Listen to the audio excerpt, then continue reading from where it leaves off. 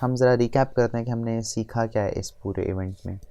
तो सबसे पहले हमने जो है देखा कि किस तरह डाटा जो है उसको आप फायरबेस के डाटाबेस में इंपोर्ट कर सकते हैं। वो हमने आज भी दोबारा किया। उसके बाद हमने देखा कि किस तरह एक वेब ऐप बनाई जा सकती है जो कि फायरबेस के ऊपर हम होस्ट कर सकें। उस ऐप के अंदर हमने अपना एक प्रोफाइल बना सकते थे, और वो प्रोफाइल कैसे बनता था, हम गूगल अकाउंट की हमने उसमें इंटीग्रेशन की थी फायरबेस ऑथ को यूज़ करके, और हम जो हैं अपनी एप्लीकेशन के अंदर एक प्रोफाइल क्रिएट करते थे और हम अपॉइंटमेंट्स ले सकते थे। और हमने देखा कि किस तरह वो इंस्टेंटली अपडेट होती थी हमारे यूज़र्स के पास भी और हमारे बैकएंड पे भी। फिर हमने देखा कि किस तरह एक स्टैटिक वेबसाइट बिल्डर जो कि हमने ह्यूगो यूज़ किया था उसको हम यूज़ करके, और क्लाउड बिल्ड और फायरबेस को यूज़ करके हम उस वेबसाइट को होस्ट कर सकते हैं फायरबेस के ऊपर। फिर हमने उसके बाद उसी चीज़ को ऑटोमेट भी किया ताकि हमारा जो सारा इंस्टॉलेशन और बिल्डिंग का और डिप्लॉयमेंट का प्रोसेस है वो ऑटोमेट हो जाए। यानी हम बस अपना कोड डालें, एक फायरबेस डिप्लॉय का कमांड रन करें और हमारा सारा काम हो जाए। उसके बाद फिर हमने देखा कि किस तरह फायरबेस जो है उसके क्लाउड फंक्शंस हमें हेल्प करते हैं गूगल असिस्टेंट की रिस्पॉन्सिव एप्लीकेशंस बनाने में। तो उसके अंदर हमने फुलफिलमेंट लॉजिक क्लाउड फंक्शन की फॉर्म में लिखी जो कि हमें एक सिली नेम जनरेट करके दे देता था depending on what input the user has given us. और हमने गलत किस्म के इनपुट्स को के लिए भी एक डायलॉग फ्लो में कॉन्वर्सेशनल लॉजिक क्रिएट की थी। और एंड में हमारी चैलेंज लैब थी। चैलेंज लैब में हमने कुछ चैलेंजेस को फेस किया कि किस तरह हमने डाटा अपने फायर स्टोर में डालना है, किस तरह हमने एप्लीकेशंस जो हैं उनको क्लाउड कंटेनर रजिस्ट्री के अंदर जो है गूगल कंटेनर रजिस्ट्री के अंदर पहले बिल्ड करना है और फिर उसको डिप्लॉय करना है। और हमने रेस्ट एपीआई को डिप्लॉय किया और हमने अपने फ्रंट एंड को डिप्लॉय किया, और उसके बाद हमारी एप्लीकेशन जो है वो रेडी थी और वो डेटाबेस वो वाला यूज़ कर रही थी जो हमने फायर स्टोर के अंदर इंपोर्ट किया।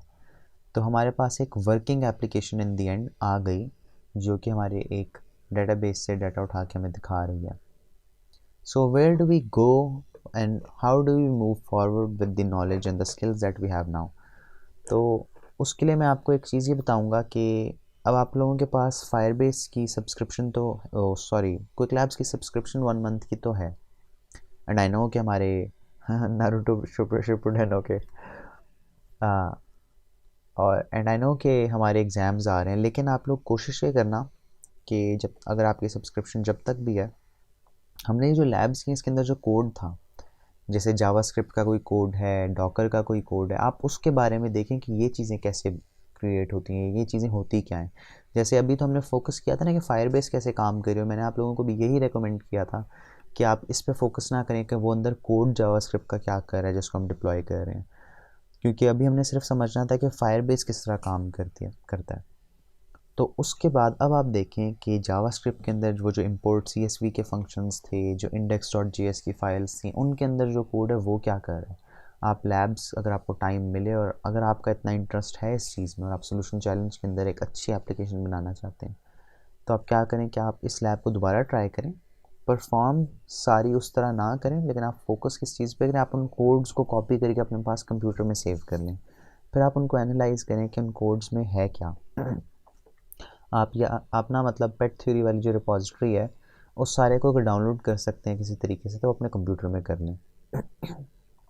फिर आप देखें कि उसके अंदर जो कोड्स पड़े हैं वो करते क्या हैं, ताकि आपको समझ आए कि अगर आपने अपनी एप्लीकेशन बनानी हो और अपनी एप्लीकेशन को आपने डिप्लॉय करना हो फायरबेस के साथ, तो वो आप किस तरह करेंगे और अपनी एप्लीकेशन को किस तरह बिल्ड करेंगे। जावास्क्रिप्ट नहीं आती, आप फिर जावास्क्रिप्ट सीखेंगे थोड़ी सी। अगर आपको नहीं पता कि डॉकर फाइल्स किस तरह काम करती हैं, तो आप देखेंगे डॉकर फाइल्स होती क्या हैं, तो आपको फिर पता चलेगा अच्छा ये इस तरह काम करती है। क्योंकि Docker file is basically a container, उसमें सेटिंग्स ये होती हैं कि एप्लीकेशन को किस तरह इंस्टॉल करना है, किस तरह रन करना है एक कंटेनर एनवायरनमेंट में। तो वो भी बहुत ज़्यादा कॉम्प्लेक्स चीज़ नहीं होगी इंशाल्लाह। तो बाकी ये है कि सोल्यूशन चैलेंज वाली जो मेरी वीडियो है उसको दिमाग में रखें।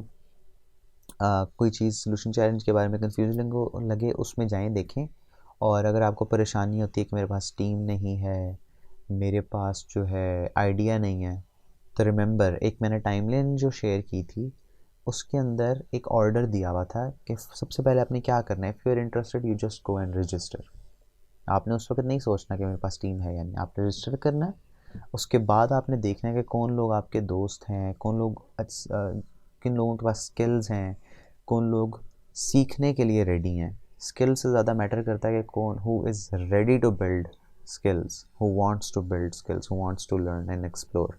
तो उस तरह के लोगों को रखें, टीम बनाएं और then as a team you move forward with brainstorming and then select an idea.